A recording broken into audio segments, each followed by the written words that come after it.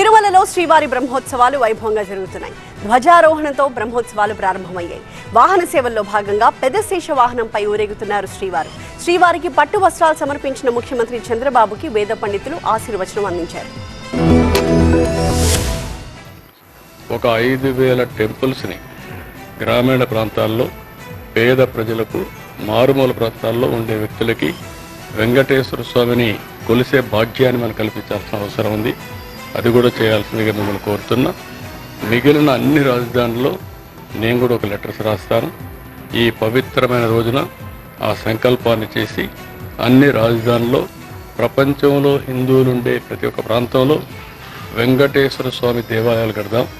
అక్కడుండే దాతల ముందుకు వస్తే వాళ్ళ యొక్క ఇది కూడా తీసుకుంటాం. అవసరమైతే మనం కూడా కొంత డబ్బులు ఖర్చు పెట్టి ఈ కార్యక్రమాన్ని పూర్తి చేద్దాం.